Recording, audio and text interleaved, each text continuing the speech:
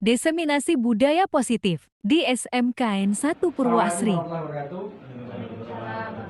Terima kasih atas waktunya Bapak Ibu sekalian, meluangkan waktunya. Izin minta waktu sebentar Bapak Ibu dalam program sharing praktik baik kami tentang budaya positif CGP. Ini tugas diseminasi kami yang harus menyampaikan kepada rekan-rekan sekalian tentang beberapa hal materi yang kami dapat. Harapannya nanti bisa menambah khasanah keilmuan kita bersama, dan mungkin bagi Bapak Ibu beberapa sudah tahu, tapi mungkin ada juga yang baru tahu kali ini. Izin kami paparkan nantinya. Insya Allah materi juga akan saya share ke Bapak Ibu sekalian. Ini adalah sharing praktik baik kami tentang budaya positif yang kami pelajari di PGP, Program Pendidikan Guru Penggerak. Pendidikan Guru Penggerak. Nah, yang pertama adalah disiplin positif dan nilai-nilai kebajikan universal. Jadi disiplin positif dan nilai-nilai kebajikan universal ini adalah satu submodul yang kami pelajari, di mana yang pertama adalah disiplin. Ini adalah termasuk sikap patuh pada aturan. Jadi disiplin itu berarti ada asas di mana aturan diikuti, itu berarti disiplin. Jadi indikatornya ada aturan. Berarti kalau disiplin sedemikian. Lanjut, yakni adalah nilai-nilai kebajikan universal. Jadi adalah nilai-nilai umum.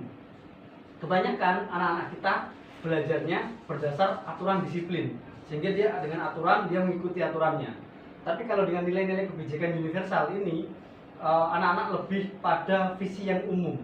Mereka punya mimpi sendiri bagaimana bisa mengilhami pembelajaran abad ke-21 ataupun kurikulum merdeka, sehingga nilai-nilai kebijakan universal adalah kebijakan nilai-nilai yang bersifat umum, yang positif pada manusia.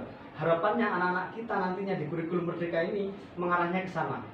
Dan ini di program Guru Penggerak harapannya bisa mendesimasikan semakin banyak nanti guru-guru yang terlibat pada arah pendidikan ke arah itu. Jadi nilai disiplin positif dan nilai-nilai kebajikan universal. Yang berikutnya adalah motivasi, hukuman, konsekuensi, dan restitusi. Nah, ini hal baru bagi kami juga tentang restitusi. Motivasi kita tahu ada motivasi eksternal dan internal, di mana kalau eksternal itu terpengaruh pada orang lain, bagaimana orang lain memotivasi, termasuk murid-murid anak-anak kita akan motivasi, berarti motivasi eksternal. Tapi yang paling bagus adalah motivasi internal atau intrinsik. Itu yang bisa menumbuhkan motivasi secara kemauan personal. Jadi kita hanya memberikan stimulan, tapi anak-anak termotivasi secara interpersonal, secara dirinya sendiri. Lanjutnya ini adalah hukuman. Hukuman adalah sebuah konsekuensi atas dasar aturan. Jadi hukuman, punishment itu atas berdasar peraturan yang ada. Jadi satunya adalah motivasi, berikutnya adalah hukuman, yang berikutnya adalah konsekuensi. Konsekuensi ini adalah sebuah kesepakatan. Jadi kalau hukuman berdasar pada aturan yang sudah kita sepakati, disosialisasikan, kalau seperti ini poinnya ini, kalau ini poinnya ini, nah itu poin berdasar hukuman aturan. Tapi kalau konsekuensi berdasar kesepakatan, panjenengan pasti punya kesepakatan kelas. Kalau seperti ini konsekuensinya ini. Nah, ini motivasi, hukuman, dan konsekuensi. Dan yang paling akhir adalah restitusi. Restitusi nanti akan saya jabarkan sedikit di slide yang terakhir, yang mana ini adalah satu wawasan baru bagi kami juga, bagaimana menumbuh kembangkan motivasi anak secara intrinsik dalam personal mereka tanpa melakukan gesekan yang berlebih. Selanjutnya, keyakinan kelas. Ini keyakinan kelas, ini ideal memang kita buat, tapi selama ini mungkin kita sebatas kesepakatan-kesepakatan. Nah, tapi kalau keyakinan ini kita bisa membuat lebih abstrak dan tidak perlu banyak-banyak. Jadi harapan kami nanti dengan kelas itu ada kesepakatan-kesepakatan yang tertuang pada satu keyakinan.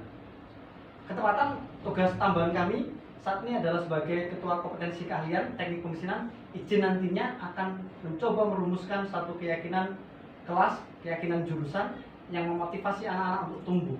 Begitu juga nanti harapan kami, Bapak Ibu juga bisa menumbuh kembangkan keyakinan-keyakinan pada kelas-kelasnya Bapak Ibu.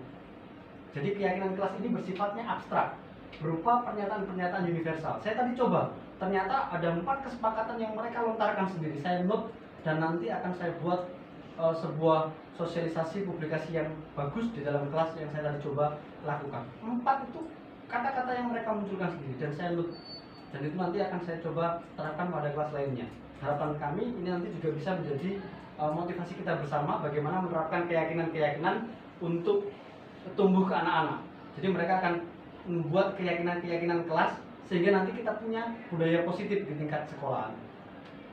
Berikutnya 5 kebutuhan dasar manusia. Ternyata secara penelitian kebutuhan dasar manusia itu ada 5. 5 ini yang paling utama kebutuhan dasar tentang bertahan hidup, survival. Pasti kita butuh, ini naluriah ya, sudah insting bagaimana kita bisa bertahan hidup, itu satu kebutuhan dasar yang utama. Tapi di sisi lainnya ada 4 hal di mana seperti halnya kasih sayang dan rasa diterima. Jadi kita perlu komunikasi, sosialisasi, bagaimana kita rasa sayang sama teman, bagaimana kita bisa diterima oleh teman. Itu sebuah satu dasar kebutuhan yang mesti kita dapati. Begitu juga anak-anak, sehingga kita harus memastikan bagaimana anak-anak itu bisa diterima, terutama anak-anak kelas baru, kelas 10. Jadi kita harus peka apakah mereka nanti bisa diterima di lingkungannya atau tidak. Mereka butuh kasih sayangnya, perhatian dari teman-temannya dapat atau tidak. Tidak melulu pada hanya rekan sejawat guru, begitu juga pada anak-anak. Berikutnya tentang penguasaan. Jadi mereka ada rasa dasar di mana mereka merasa yang harus dipenuhi, yakni adalah penguasaan. Contohnya misal anak-anak menguasai materinya, anak-anak menjadi bendahara kelas, anak-anak menjadi sekretaris kelas. Jadi penguasaan secara material, secara struktural mereka ada. Jadi bahkan bukan hanya di guru-guru tapi anak-anak juga ada. Sehingga kalaupun itu nanti ada Bapak Ibu menemui anak-anak yang kebutuhan dasarnya penguasaannya belum tercukupi, anaknya aktif tapi tidak menjadi pengurus kelas, mungkin bisa jadikan piket ataupun tugas-tugas yang lainnya. Kita perlu cermat, mungkin Bapak Ibu yang sebagai wali kelas juga bisa mengembangkan nantinya. Berikutnya adalah kesenangan. Kecenderungannya ini kesenangan adalah anak-anak yang bisa mengeksplorasi kesenangan mereka lebih dari sekedar sebuah kewajaran. Mungkin dalam bentuk kenakalan yang mungkin tanda kutip kita sering lihat itu sebagai bentuk kenakalan. Padahal kadang mereka ekspresi kesenangan mereka seperti itu. Sehingga kita harus bisa mensikapi secara positif. Seperti apa kesenangan mereka, nanti kita arahkan ke arah positif. Begitu. Berikutnya adalah kebebasan. Nah, ini juga kadang bersebelahan. Mereka ingin bebas. Usia-usia mereka, usia-usia produktif yang luar biasa sebenarnya dalam hal kebebasan. Mereka inginnya bebas. Sehingga regulasi-regulasi aturan yang ada harusnya membebaskan mereka pada arah positif, seperti bebas belajar pada konteks kurikulum merdeka. Makanya slogannya Merdeka Belajar.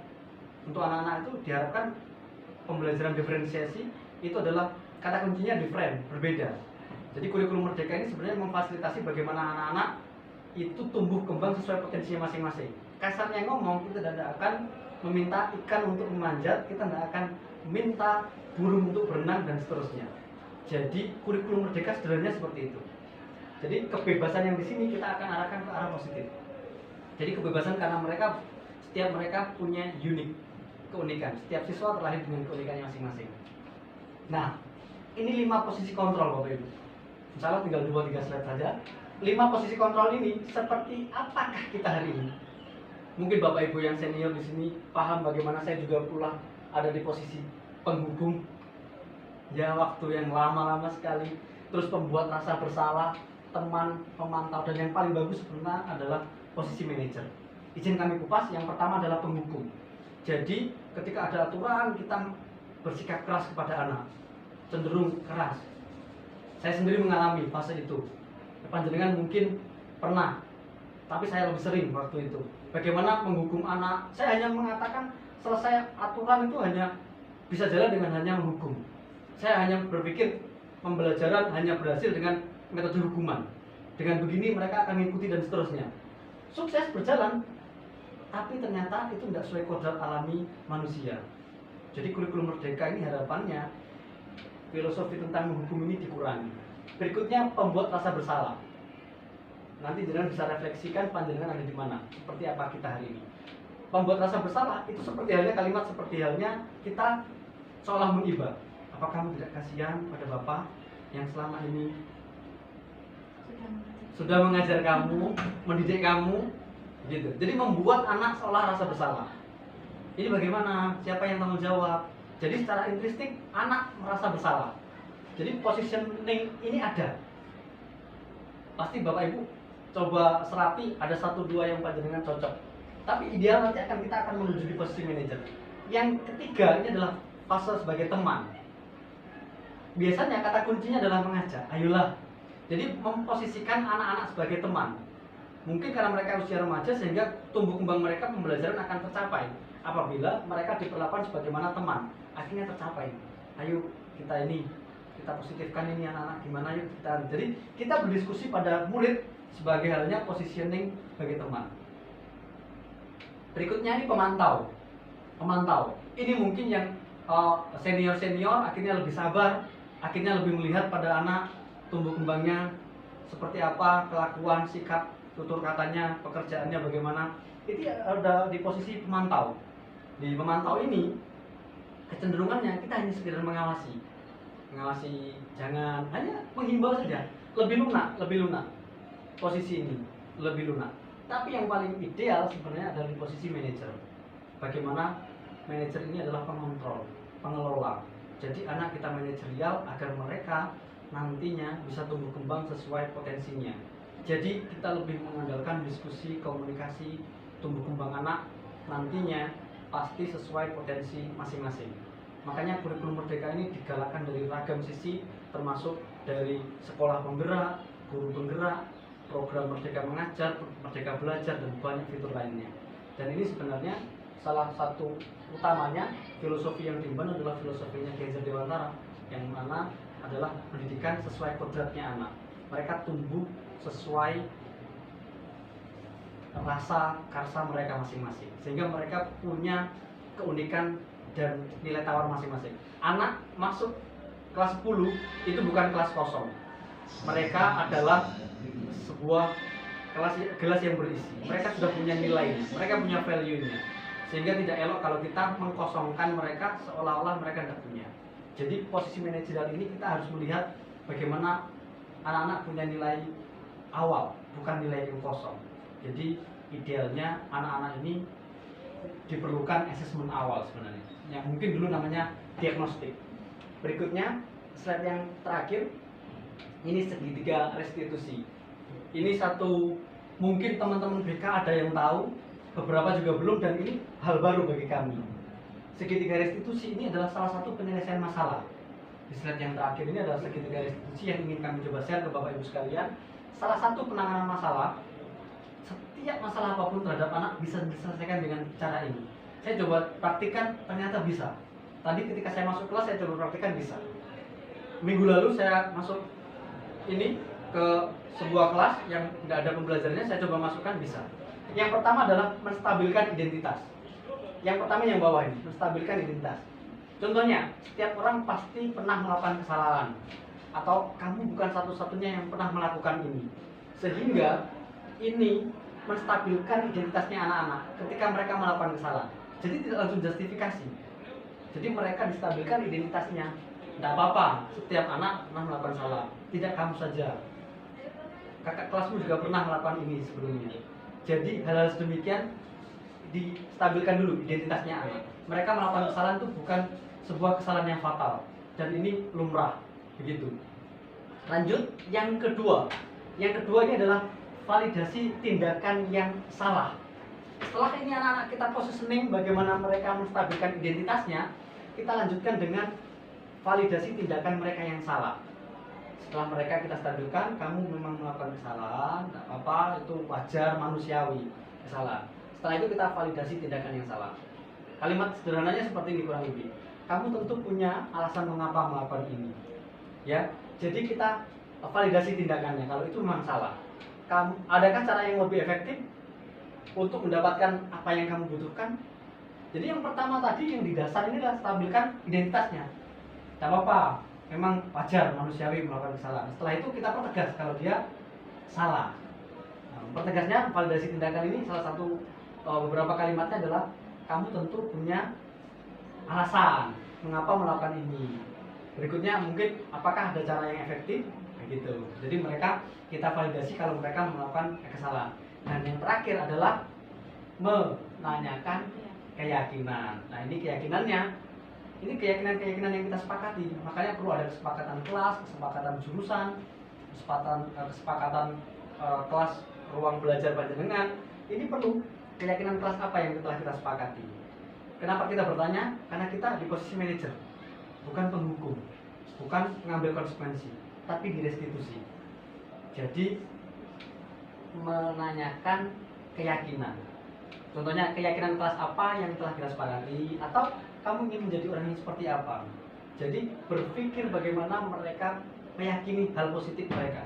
Jadi kita hanya menggerakkan bagaimana intrinsik mereka tumbuh untuk mereka berubah, mereka berkembang. Karena ketika kita melakukan tindakan eksternal, rata-rata mereka berubah hanya ketika kita ada. Tapi kalau kita melakukan stimulan sedikit saja, setidaknya dengan segitiga restitusi ini, mereka nanti akan bertumbuh secara personal, secara diri sendiri. Jadi mereka akan mengubah dirinya sesuai keyakinan dan kebutuhan mereka jangka panjang. Dan insya Allah itu lebih awet. Begitu. Saya rasa itu, Bapak Ibu, ini seorang pemimpin sejati adalah pemimpin yang mampu memimpin dengan hati dan berpijak pada moralitas yang benar. Ini saya ambil dari buku pendidikan Ki Hajar Dewantara atau Raden Mas Suwardi Surya Ningrat. Ini memang ternyata kurikulum Merdeka ini sangat mengacu sekali dari buku-buku pendidikan karangan Ki Hajar Dewantara. Termasuk buahnya adalah kurikulum Merdeka. Insya Allah nanti kita bisa sharing bersama bagaimana pembelajaran diferensiasi ini bisa mengimplementasi dari semua lini. Pada intinya kata sederhananya seperti yang tadi saya sampaikan, kita tidak mungkin memaksa ikan untuk memanjat, kita tidak mungkin memaksa burung untuk berenang. Karena setiap insan yang kita ajar, mereka punya value, punya nilai, punya karakteristik dan keunikan masing-masing yang mereka punya hak untuk tumbuh dengan potensinya masing-masing. Terima kasih Bapak Ibu. Assalamualaikum warahmatullahi wabarakatuh.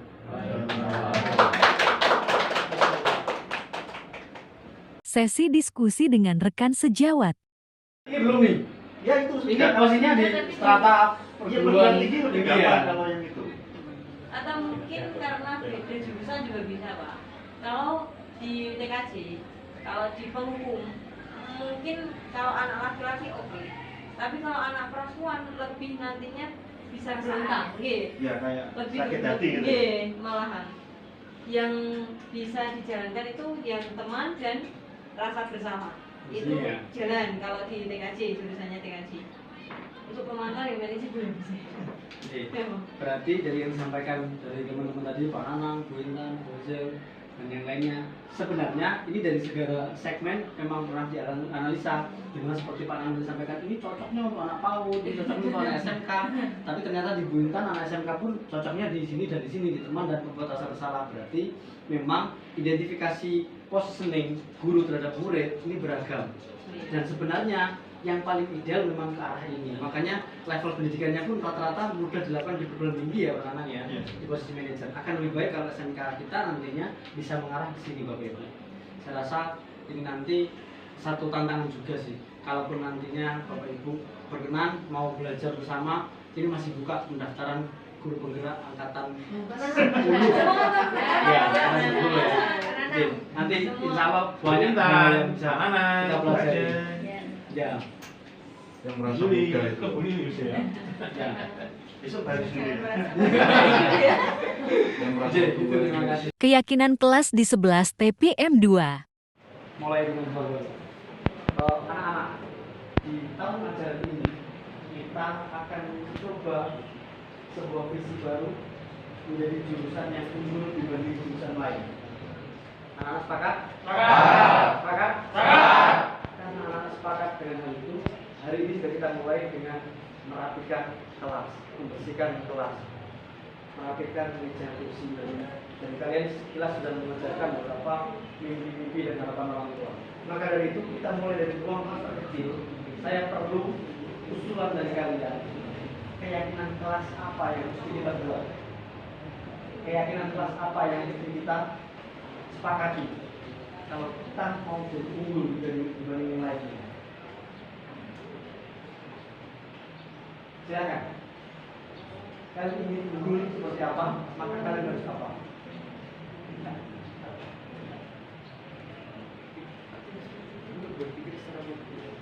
Aktif berpikir secara produktif.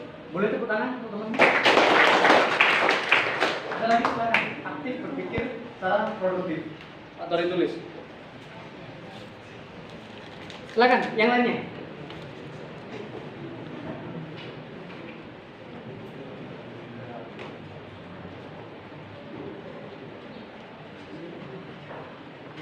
Ya, apa? Silakan. Yang lainnya. Rapi dan bersih, Pak. Rapi dan bersih. Oke.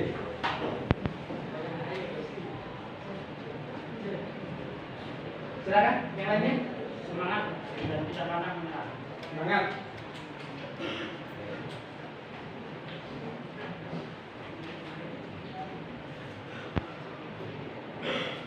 Semangat dan tidak pantang menyerah. Meningkatkan kedisiplinan. Meningkatkan kedisiplinan.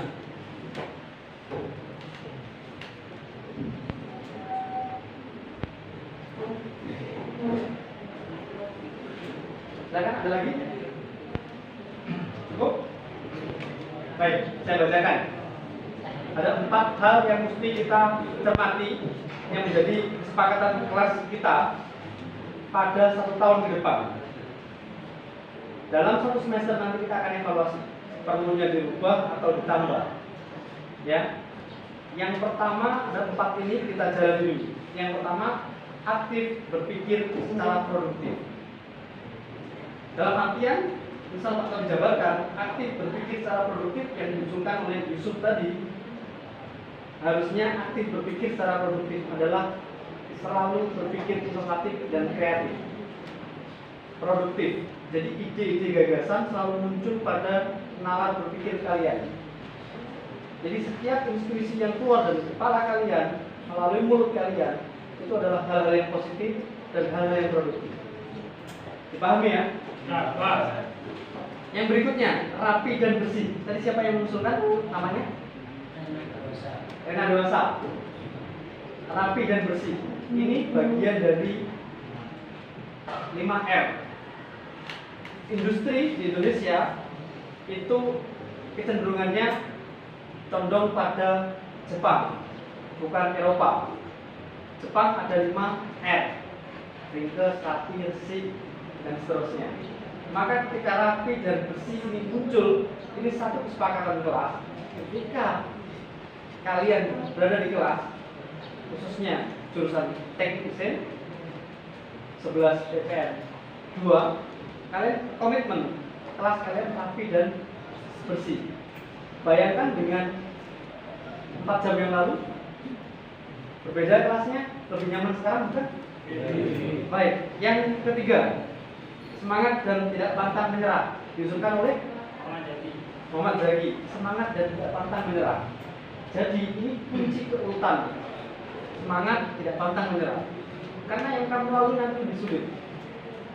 Ini enak di ruang kelas, mungkin ada kipasnya, AC-nya. Tapi tempat kerjamu tidak akan ada kipas dan AC.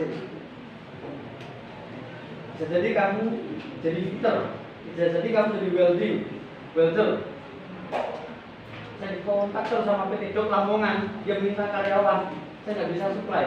Dia mintanya anak kualifikasi minimal 3G pengelasan. 3G itu standing begini, nah, dari bawah ke atas 3G. Jadi ada 6 level posisi pengelasan 1G sampai 6G. Nanti Pak Tarto udah pernah diajari ya kelas 1 ya? Posisi pengelasan? Belum? Oh, baik, nanti kita kejar ya. Kita kejar kaitan itu. Semangat dan tidak pantang menyerah. Ini ketika kita coba uraikan, kamu juga harus siap dalam kondisi yang sulit. Orang-orang yang kuat, orang-orang yang hebat tidak terbentuk dalam kondisi yang mudah. Saya bicara seperti ini karena saya juga anak SMK. Saya lulusan SMK. Saya jurusan teknik bodi otomotif. Dulu saya tes di PT PAL, tidak terima. Saya terimanya di Universitas Negeri Malang, ambil jurusan teknik mesin. Jadi saya kuliah di PTN di Malang. Itu pun karena saya tertolak waktu tes rekrutmen PT PAL, Kapalan Indonesia. Jadi keutuhan penampilan ini mesti menjadi slogan kalian. Karena kalau saya yakin kalian nanti tidak mudah seperti ini. Tidak mungkin kamu kerja itu duduk, berkipas, AC gitu. PKL saya juga 5 bulan, 6 bulan di pabrik bis. Dari motor grinder masuk pabrik TV di Tomo masuk, ketika keluar dia sudah jadi bis bagus, siap untuk penumpang. Jadi saya mengerjakan kelasnya, rangkanya, bodinya, catnya, sampai dengan tahapan job dan backlit-nya. Itu juga kaca dan sealernya. Interior bis saya bisa kerjain di sini. Begitu juga nanti kalian pasti bisa ketika PKL. Ya, PKL kalian sudah menggunakan kurikulum Merdeka. Maka setiap dari kalian punya potensi yang beragam. Sehingga tidak pas kalau pembelajarannya menggunakan metode pembelajaran yang lampau. Saya lanjutkan. Yang ketiga tadi adalah kuncinya urutan, semangat dan tidak semangat moral. Itu menjadi pola landasan salah satu keyakinan kelas yang mesti kalian pegang. Ketika dalam kondisi sulit, kalian harus berpegang kepada keyakinan kelas yang kalian sepakati. Ya, berikutnya yang keempat ataupun yang terakhir, meningkatkan kedisiplinan. Kedisiplinan ini penting. Buat disiplin itu nafas. Jadi tanpa perlu diawasi, kamu layak disiplin. Disiplin itu kebutuhanmu. Bukan karena ada aturan, akhirnya kamu butuh kedisiplinan. Bukan hanya karena ada yang ngawasi, kamu akhirnya jadi disiplin. Jadikan kedisiplinan itu nafas kebutuhan. Karena titik tertinggi dari disiplin adalah disiplin tanpa perlu diawasi. Tanpa perlu diawasi. Contoh, ada trekking walk, jalur jalan gitu, joy. Dan ada yang ngawasi kalau kamu merasa itu penting buat kamu, menjadi kebutuhan, jadi kamu jalan area hijau. Terbiasa nanti nak. Di industri juga seperti itu. Kalau kamu nggak jalan di jalur hijau, pasti semprit seperti itu. Kamu nggak suka seperti tak pernah sih. Nggak pasti nggak mendapati pak biasanya itu dari pabrik yang perusahaan kecil nak. Saya sarankan sebisa mungkin jangan PKL di tempat magang yang ternyata jalur hijau aja nggak ada. Kenapa? Itu satu indikator kalau perusahaannya kecil. Kan kamu sudah dibajarkan di sini untuk industrinya besar. Ya. Jadi kamu juga harus membiasakan dirimu untuk bisa menjadi besar. Pelajar yang berjiwa besar, mimpi yang besar, cita-cita yang besar. Tempatnya harus di perusahaan yang besar. Ya, paham? Sepakat? Baik, meningkatkan kedisiplinan. Tadi dulu juga SMK, telat 2 kali panggilan orang tua. Telat saja loh, panggilan orang tua. Telat. Saya 6.45, masuknya saya datang 6.50. 2 kali seperti itu, panggilan orang tua. Sebegitu disiplinnya. Maka kedisiplinan ini adalah poin keempat yang terakhir yang kita sepakati sebagai keyakinan kelas. Harapan saya ini jadi momentum awal apa yang 1 tahun terakhir kamu dapatin di sini menjadi titik balik perubahan 1 tahun ke depan. Sambil nanti kita evaluasi apa yang kita benar. Sarana sudah kami tampung ada sekitar 1, 2, 3, 4, 5, 6, 7 7 ke 8 usulan dari kalian saya tampung dan ada 4 kesepakatan kelas, keyakinan kelas yang sudah kita buat. Sehingga setelah ini saya berharap kalian benar-benar mengilhami apa yang menjadi kesepakatan kelas, kesepakatan tujuan kita. Sepakat? Sepakat. Baik. Sekarang silakan buka lagi buku tulisnya.